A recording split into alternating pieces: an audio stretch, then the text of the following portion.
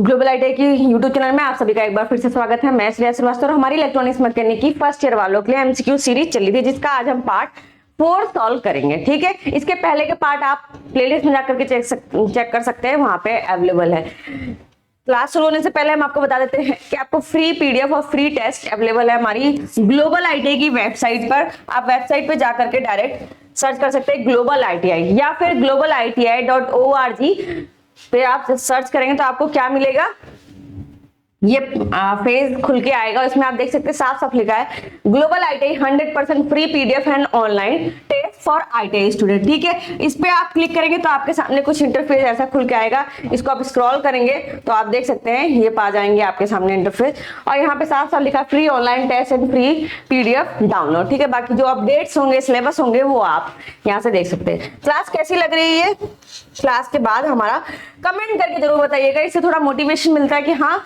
क्या और इंक्लूड करना चाहिए क्लास में। ठीक है, इसकी पहली क्लासेस में बहुत सारी चीजें क्लियर कर दी थी, तो आज की क्लास बहुत छोटी होने वाली है, तो परेशान नहीं होना। ठीक है, चलिए अगला सवाल देखते हैं। हम 45 तक हम सॉल्व कर चुके थे।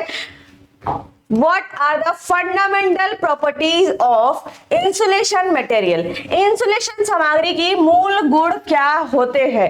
ठीक है, इंसुलेशन मतलब क्या हो रहा है, मतलब जो हमारी कंडक्टिविटी यानी कि हमारी जो चालकता है, किसी जैसे कॉपर में इंसुलेशन नहीं होगा, तभी ना वो हमारा इलेक्ट्रिसिटी को यानी कि हमारा जो धारा है उसको ले जा रहा है एक जगह से दूसरी जगह। अब इसमें बोला इंसुलेशन सामग्री है कोई, ठीक है, जैसे ग्लास हो गया, माइका हो गया, या वुड ले लो जिसको हम कह रहे हैं लकड़ी। ठीक है, उसकी बात कर रहा है तो उसका गुण क्या होगा भाई, टेम्परेचर से उसका कोई लेना देना नहीं होगा। ठीक है, लो रेजिस्टेंस का मतलब समझ रहे हैं कि प्रतिरोध कम है, अगर रोकने की क्षमता कम है तो धारा की बहने की क्षमता ज्यादा होगी, तो ये भी नहीं होगा। ठीक है, टेम्परेचर से भी कोई लेना देना हमारा नहीं होगा।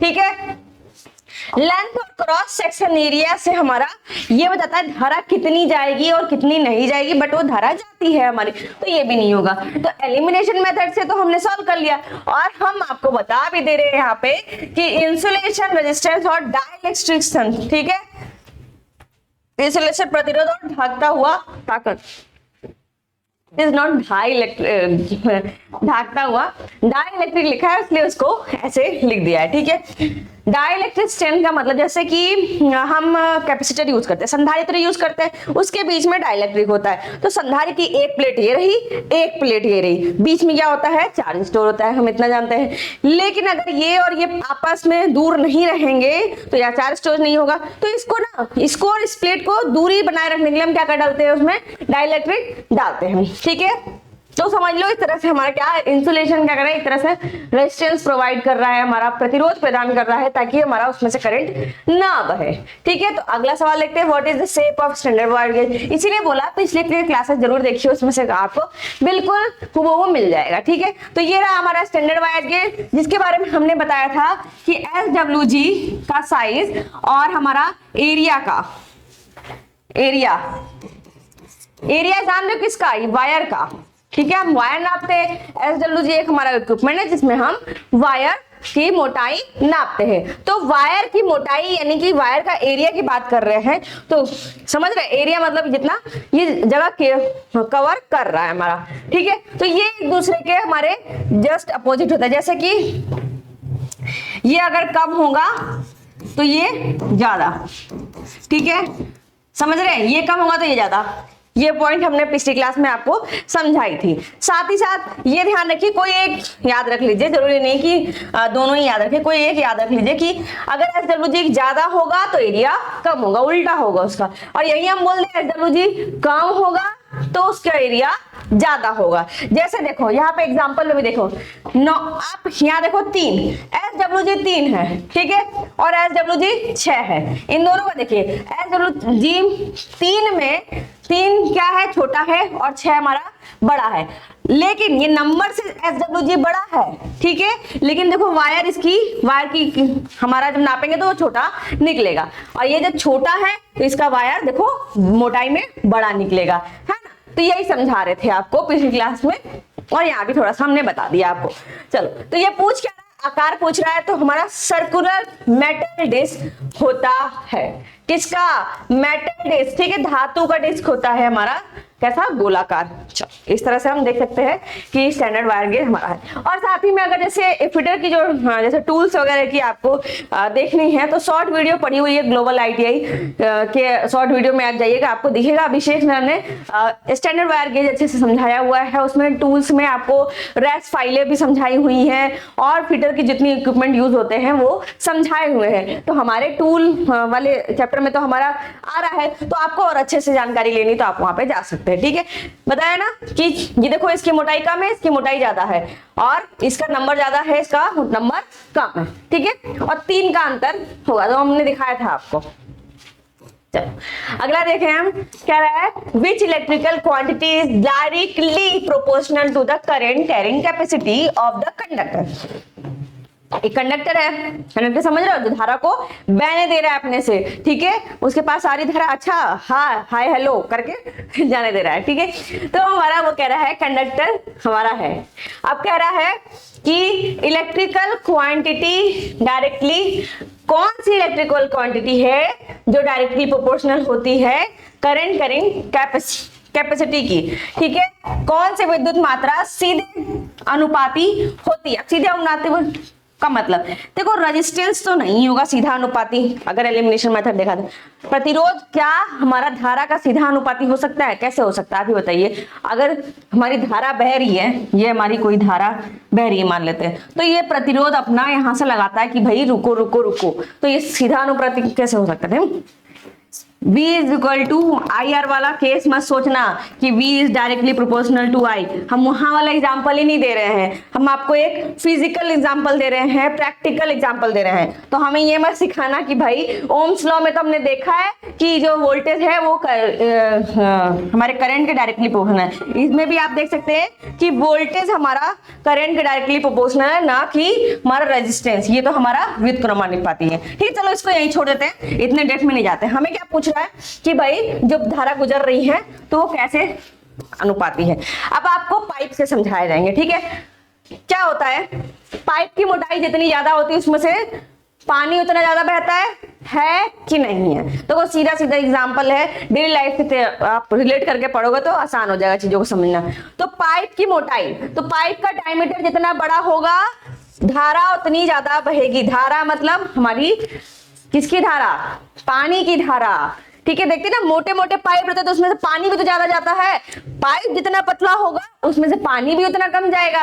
ठीक उसी प्रकार हमारा कह रहा है कि डायमीटर जो होता है कंडक्टर का वो बिल्कुल डायरेक्टली प्रोपोर्शनल होता है किसके? हमारा करंट कैपेसिटी के, यानी जो हमारी धारा वहन क्षमता। ठीक है, वर्तमान नहीं धारा होगा। इसीलिए हम आपको बोलते हैं कि एक बार आप इंग्लिश में क्वेश्चन जरूर पढ़ लिया करिएगा अगर एग्जाम में बैठे हैं आप तो। ठीक है, और ये सब क्वेश्चन ना बहुत इंपॉर्टेंट है। इंपॉर्टेंट इन द सेंस कि आप ये सोच रहे हो कि ये केवल आपके ITI में काम आएंगे, तो नहीं, यही क्वेश्चन हमारे कॉम्पिटिशन लेवल में काम आते हैं। तो आप लास्ट टाइम में पढ़ोगे, अच्छा पहले से तैयारी करके रखो, पहले से चीजें समझ के रखो। ठीक है, तो हमारा ऑप्शन नंबर डी हो जाएगा। चलो 49 का देखते हैं, कह रहा है which formula is used to find the conductance. चालकता को फाइंड करना है। ठीक है, एक तो होता है हमारा प्रतिरोधकता, ठीक है, और एक हमारा चालकता। चलो इसको थोड़ा सा लॉजिक से समझते हैं। थोड़ा सा लॉजिक मतलब हमें पता है ओम्स लॉ। ठीक है, ओम्स लॉ हमें क्या बता रहा है? V is equal to IR। अगर किसी को याद नहीं हो रहा तो बहुत अच्छे से समझ सकते हैं आप, ऐसे याद कर सकते हैं। वेरी इंपॉर्टेंट रिलेशन, जैसे आपका मम्मी के साथ वेरी इंपॉर्टेंट रिलेशन, आपका पापा के साथ वेरी इंपॉर्टेंट रिलेशन, आपका आपके मित्र के साथ वेरी इंपॉर्टेंट रिलेशन। तो 2-4 बार बोलो आपको याद हो जाएगा। वैसे मुझे नहीं लगता कि ओम्स लॉ किसी को नहीं याद होगा, सबको याद होगा। ठीक है, तो इसमें कोई कंफ्यूजन तो होगी नहीं। V is equal to IR। अगर हम यहाँ क्या पूछ रहे हैं आपसे? रेजिस्टिविटी। ठीक है, प्रतिरोधकता यानी R, फिलहाल R प्रतिरोधकता, इसी की क्वालिटी को बोला जाता है। जैसे किसी प्रतिरोध की रोकने की क्षमता को हम प्रतिरोधकता बोलते हैं। ठीक है, और आर हमारा क्या, रेजिस्टेंस यानी प्रतिरोध दिखा रहा है। और इसकी जो हम प्रतिरोधकता किसको बोलते हैं, उसकी क्वालिटी को, वो जो कार्य कर रहा है उसको। उसी तरह कंडक्टिविटी किसको कहते हैं, जैसे कोई कंडक्टर यानी कोई चालक हमारा कितना हमारा किस तरह से कार्य कर रहा है, इसकी क्वालिटी क्या है, वो हमारी इसकी चालकता हो जाती है। तो उसमें कंफ्यूज नहीं हो रहा, फिलहाल समझने के लिए हम बस इतना समझा रहे हैं कि आर की वैल्यू अगर देखेंगे तो क्या हो जाएगा, V बाई आई हो जाएगा, है ना। अब ये मत बोला एक ही क्वेश्चन में कितना टाइम ले रहे हैं भाई, देखो आपको आ रहा है अच्छी बात है, जिन बच्चों को नहीं आ रहा उनको भी आना चाहिए ना, हमको तो सबको लेके चलना है। तो R equal to V by I हो गया, V अपॉन आई, ठीक है, वोल्टेज बटा धारा। वही R पूछा है और हमें क्या चाहिए, चालकता, कंडक्टिविटी, जिसको हम C से डिनोट कर रहे हैं फिलहाल यहाँ पे, ठीक है। और हमें पता है कंडक्टिविटी क्या होती है भैया, जो हमारा रेजिस्टेंस होता है यानी हमारा जो प्रतिरोधकता होती है उसके जस्ट उल्टा होता है। तो क्या हो जाएगा, इस R की वैल्यू ये है, तो 1 बाई आर की वैल्यू क्या होगी, यहाँ सॉल्व करके भी बता देते हैं। 1 बाई आर की वैल्यू कितनी है हमारी, रुकिए जरा हम ये चेंज कर लेते हैं, ठीक है, is equal to 1 upon V upon R. अब 1 अपॉन है तो इसको ऊपर कर देंगे तो R by V, sorry V, एक मिनट, V बाई आर नहीं था इसलिए बोला मैंने, ठीक है। चलिए R की वैल्यू हमें पता है कितनी है, V बाई आई, तो 1 बटा V बाई आई हम लिख देंगे। इसको जब हम उल्टेंगे यानी प्रतिरोध, इसको जब सॉल्व करेंगे तो हमारा क्या हो जाएगा, I अपॉन V। तो क्या हमारा आंसर में ये मिलेगा हमें, कंडक्टिविटी का वैल्यू, ठीक है, I अपॉन V। बिल्कुल छोटा सा था कि भैया रेजिस्टेंस, प्रतिरोधकता क्या होती है, V बाई आई होती है, तो कंडक्टिविटी क्या होगी, I बाई V होगी, बस सीधी सी बात, बट फिर भी थोड़ा सा समझा दिया आपको, ठीक है। चलिए, which material are used for semiconductor, अर्धचालक के लिए कौन सा सामग्री का उपयोग किया जाता है। देखो अर्धचालक के लिए हमारा सिलिकॉन और जर्मेनियम यूज किया जाता है, और आपने थ्योरी क्लासेस में आप अपने से थ्योरी जब आप पढ़ रहे हो तो वो पढ़ेगी भी होगी, ठीक है। थोड़ा सबको हम एक बार डिस्कस कर लेते हैं, ठीक है। तत्वों का समूह की बात करें अगर, तो ये रहा हमारा गैलियम और इंडियम। तो गैलियम और इंडियम का क्या शॉर्ट फॉर्म क्या होता है, Ga और आयन, ठीक है। अगर कैटेगरी की बात करें तो सॉफ्ट मेटल होता है, और अगर उसके प्रमुख गुण की बात करें तो इसका गलनांक कम होता है, सेमीकंडक्टर के साथ अच्छी संगति होती है। तभी तो हम गैलियम और इंडियम को यूज करते हैं इंट्रिंसिक पी टाइप और एन टाइप के सेमीकंडक्टर बनाने में, ठीक है, आपने पढ़ी होगी थ्योरी में। उपयोगों की बात करें तो LED, solar panel, touch screen और ट्रांजिस्टर में हमारा उपयोग होता है। सिल्वर और एल्युमिनियम की बात करें तो हमें तो पता है कि भाई सिल्वर का हमारा क्या होता है, Ag होता है, और एल्युमिनियम का Al होता है। और इसकी ये क्या है, हमारी धातुएं कौन सी, चालक धातुएं, मतलब ये क्या करते हैं, कंडक्टर में आता है ना भैया सिल्वर और एल्युमिनियम, हम बताए सिल्वर में 100% चला जाएगा, ठीक है, उसकी चालकता, तो चालक धातुएं हैं। यह उच्च विद्युत चालकता होती है, हल्कापन एल्युमिनियम, और चमकदार के लिए हम सिल्वर दिखा रहा है, ठीक है। उपयोग तो तारों में विद्युत संपर्क बनाना हो, सजावट, बर्तन वगैरह में हम उपयोग करते हैं, ठीक है। इंपॉर्टेंट टेबल है, आप उसका स्क्रीनशॉट भी ले सकते हैं। अगला सवाल देखते हैं, अरे सॉरी अगला टेबल हम देखते हैं आर्सेनिक और एंटीमनी, ठीक है। आर्सेनिक को हम As लिखते हैं और एंटीमनी को हम Sb लिखते हैं। और ये हमारा मेटलॉइड्स है, ठीक है, अर्ध धातु, मतलब दो धातुओं का मिक्सचर है, समझ में आया। ऊपर भी था, नहीं वही चीज है जो आपने अभी जस्ट पीछे समझाई, ठीक है। ये टॉक्सिक होता है, कठोरता अधिक होती है और सीमित चालकता होती है। इसमें अलाय होते हैं, सेमीकंडक्टर में उपयोग होते हैं, फ्लेम रिटार्डेंट में यूज होते हैं, ठीक है। हमारा आंसर तो ये था भैया, क्या था, सिलिकॉन और जर्मेनियम। तो सिलिकॉन का सिंबल SI और जर्मेनियम का Ge। सेमीकंडक्टर तत्व होते हैं, हमें बता दिया हमने, ठीक है। अर्धचालक व्यवहार करते हैं, ताप पर चालकता बदलती रहती है। सेमीकंडक्टर मटेरियल टेम्परेचर के अनुसार अपनी चालकता बदल रही है, वही बता रहा है, ठीक है। कंप्यूटर चिप्स में यूज होता है, डायोड्स में यूज होता है, ट्रांजिस्टर में यूज होता है, सोलर सेल में हमारा ये उपयोग होता है, ठीक है। तो हम यहाँ पे देख लिए कि क्या क्या यूज है इसके। चलो जब हमने देख लिया कि इसका क्या क्या यूज है, तो हम अपने क्वेश्चन पे वापस आते हैं। हमारा क्वेश्चन का आंसर क्या हो जाएगा, ऑप्शन नंबर डी हो जाएगा। चल अगला सवाल देखते हैं। Which metal has very good conductivity. और पिछली क्लास में इसलिए कहा कि प्लेलिस्ट चेक करते आइए, वहां से पढ़ते आइए, ठीक है। किस धातु में विद्युत धारा की बहुत अच्छी चालकता होती है, तो हमने पढ़ा है भैया सिल्वर। और अगर ऑप्शन में आपके सिल्वर नहीं होता तब सेकंड नंबर पे हमारा तांबा होता और फिर थर्ड नंबर पे हमारा गोल्ड होता और फोर्थ नंबर पे हमारा एल्युमिनियम होता, ठीक है। तो ये फर्स्ट है भैया, ये फर्स्ट आए हैं, सबसे अच्छी चालकता हमारी सिल्वर की होती है। अगला है how the insulation coating stage without damage even on bending the wire. कोई इंसुलेशन पर भी इंसुलेशन कोटिंग बिना नुकसान के कैसे रहती है। मतलब जो उसकी वो तार, एक तार है जिसके अंदर से हमारी धारा बह रही है, तो उसके ऊपर कोटिंग रहती है इंसुलेशन की, वो हमारी कैसी मतलब कैसे बची रहती है, कैसे डैमेज होने से। तो उसमें ना जो हम इंसुलेशन प्रोवाइड करते हैं उसमें ना लचकपन होता है, मतलब फ्लेक्सिबल होता है बहुत। देखे होंगे आप, तार आप ऐसे मोड़ लेते हो, इधर से मोड़ के उधर ले जाते हो, इधर लगा लेते हो, फिर गोल गोल कर लेते हो। तो वो हमारी क्या कह रही है, उसकी लचक है, उसकी फ्लेक्सिबिलिटी है। तो क्या हो जाएगा, इलास्टिक प्रॉपर्टी की वजह से हमारा लोचदार संपत्ति नहीं लोचदार क्वालिटी, ठीक है, क्वालिटी के कारण हमारा ये ऐसा हो जाता है, ठीक है, डैमेज होने से बच जाता है। अगर ये लोचदार नहीं होते तो हमारे डैमेज होने के खतरे होते हैं ना, ठीक है। चलिए अगला सवाल देखते हैं हम। What is the name of the motion of charged particles in any medium? किसी भी माध्यम में आवेशित कणों की गति का क्या नाम है।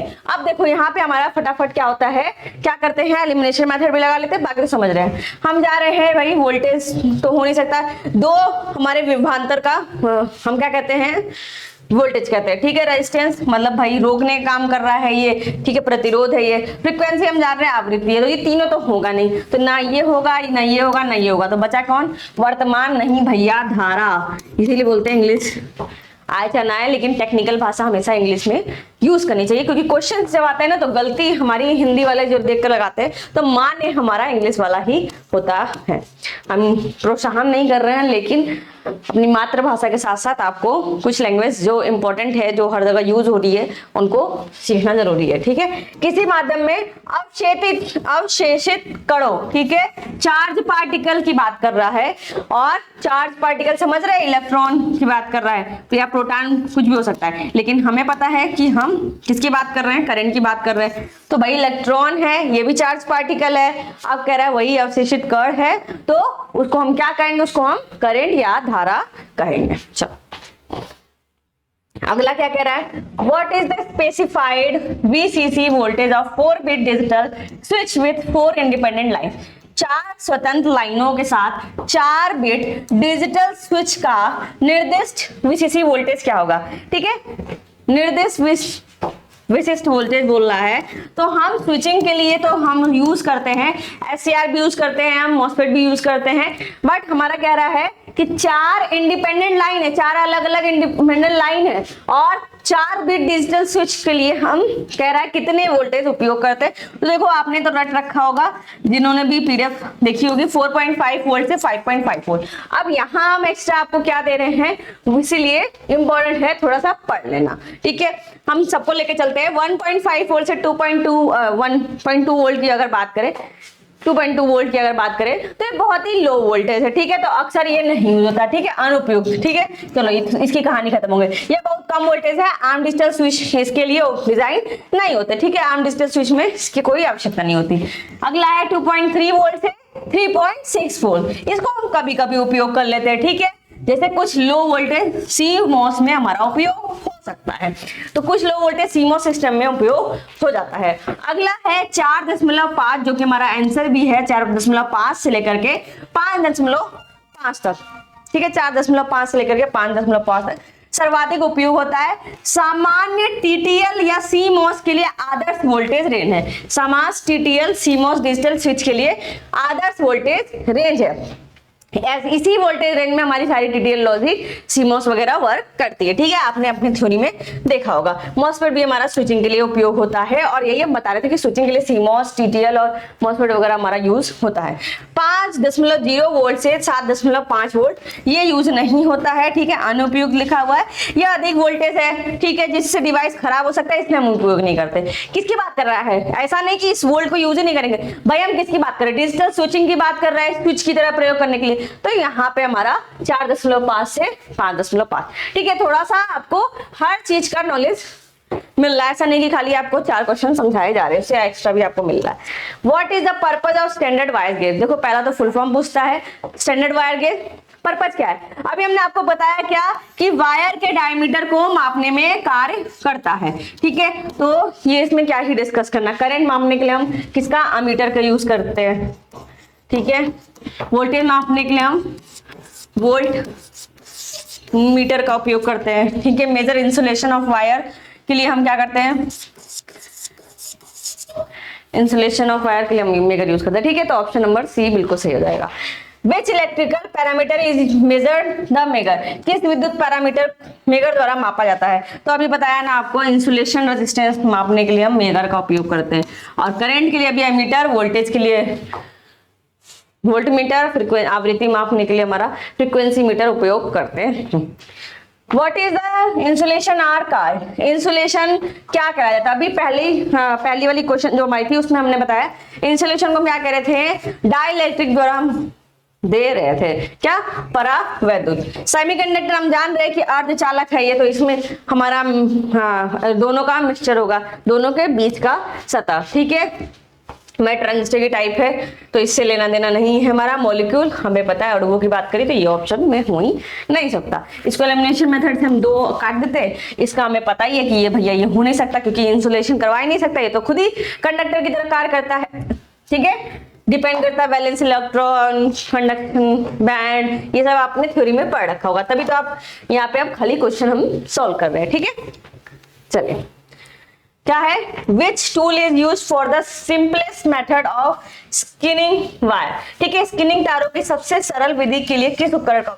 स्किनिंग मतलब तारों को छीनने के लिए बात कर रहा है, तो हम इलेक्ट्रिकल नाइफ का उपयोग करते हैं। चलिए फिगर देख लेते हैं इलेक्ट्रिकल नाइफ का। ये रहा हमारा इलेक्ट्रिकल नाइफ का फिगर, और अगला है मैनुअल वायर स्ट्रिपर, यानी ये हमारा हम लोग हाथ से नहीं, ये है हमारा मैनुअल मैकेनिकल वायर स्ट्रिपर है। ठीक है, हाँ, मशीन मैकेनिकल। ये रहा हमारा मैनुअल, हाथों से हम इसको यूज करते हैं। ये हमारी मैकेनिकल वायर स्ट्रिपर है, और ये हमारा थर्मल वायर स्ट्रिपर है। ठीक है, ये चारों ही वायर स्ट्रिपर हैं। थर्मल वायर स्ट्रिपर का मतलब है कि भैया इसको हीट दे करके, हीट द्वारा हम इससे यहाँ से हम लगा करके वायर को उसकी इंसुलेशन निकालते हैं। और ये भैया हमारा मैकेनिकल है या मैनुअल है, सबका फिगर देख लीजिए। किसी का भी फिगर दे करके आपसे पूछ सकता है कि भाई किसका फिगर है। चारों देख लिया हमने। चलो अगला सवाल देखते हैं। Which energy is converted into electrical energy in hydro power station? Hydro power station में, जल विद्युत स्टेशनों में किस ऊर्जा को विद्युत ऊर्जा में बदला जाता है? तो यहाँ क्या होता है, पानी को बहुत फोर्स से हम ब्लेड पे गिराते हैं और ब्लेड हमारी घूमने लगती है, तो ये कौन सा वाला हो रहा है? ये मैकेनिकल हो रहा है। ठीक है, ये क्या कर रहा है? मैकेनिकल एनर्जी को इलेक्ट्रिकल एनर्जी में बदल रहा है। ठीक है, लाइट एनर्जी की बात करें तो सोलर सेल, ठीक है, सोलर सेल की बात कर रहा है यहाँ पे। ठीक है, हीट एनर्जी की बात करें तो जैसे आप सोलर कुकर में आप खाना बनाते हैं, वो हीट एनर्जी को हमारा इलेक्ट्रिकल में नहीं कन्वर्ट कर रहा, लेकिन हमारा उसको एक एनर्जी फॉर्म को दूसरे फॉर्म में कन्वर्ट कर रहा है। केमिकल एनर्जी की बात करें तो हम बैटरी कह सकते हैं। ठीक है, बैटरी से हम पढ़ सकते हैं। इस तरह से हम देख सकते हैं मैकेनिकल एनर्जी का उपयोग करते हैं। चलो आज का आखिरी सवाल सॉल्व करते हैं। Which tool is used to measure the size of wire? तार के आकार को मापने के लिए किस उपकरण का उपयोग किया जाता है?